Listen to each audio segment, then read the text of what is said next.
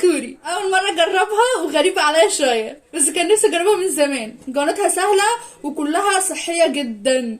يلا بينا نجرب. المكونات بتاعتنا: عندي جزر مبشور وفجل برضو متقطع شرايح بالطول، كرات مقطعاه وبصل اخضر مقطعاه حلقات، بصلايه كامله، معلقتين توم كبار. هنحتاج صوص الصويا، هو المفروض صوص سمك بس انا اجيبه منين سمك ده. وعندنا هنا كابوتشايه، ممكن تعملوها بخس، ممكن تعملوها بكرنب الزغنطوط ده، بس انا ما لقيتوش عندنا الصراحه، فانا عشان كده جبت كابوتشا. معلقتين كبار من دقيق الرز، ممكن كمان نشا.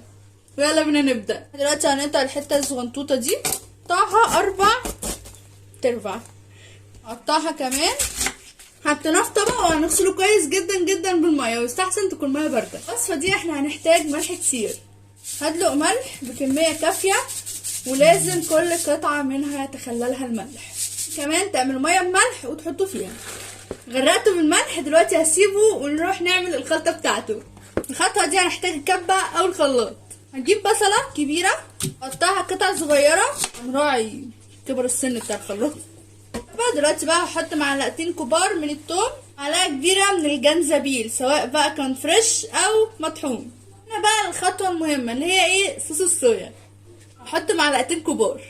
يا جماعه دول اني ما اضطرتش. دلوقتي هخلطهم كلهم مع بعض في الخلاط او الكبه. كابتن انت بتموت ولا ايه؟ لا بقول لك يعني هنضطر نشتغل. الحمد لله خلصنا وخلصنا اهو. ده كده القوام بتاعه.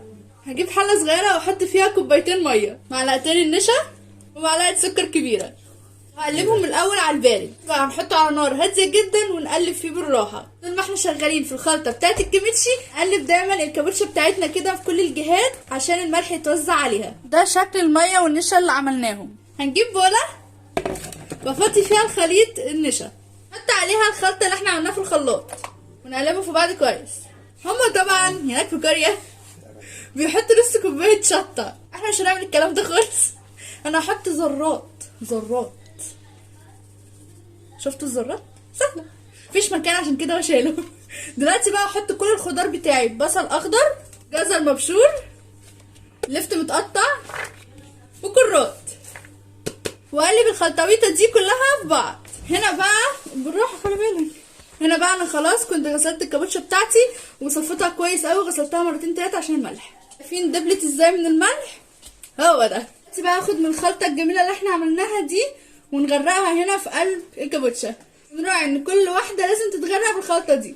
عارفه انها مش حمرا بس انا اكيد مش هحط نص كوبايه شطه، اكيد. اشتغل بايدينا بقى.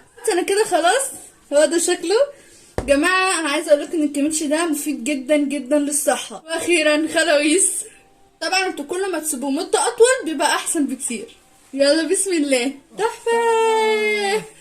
كأكلة جديدة عليا، مش عارفة اوصف لكم شعوري، بس هي جميلة جدا. الخضرة واللفت وكل حاجة كده ممزوجة مع بعض مديها طعم جميل جدا جدا جدا. نصيحة مني حط لها سكر، جربوها ومش هتندموا. كده خلصت. لو عايزين مني اي حاجة تانية ما تنسوش تقولولي. باي.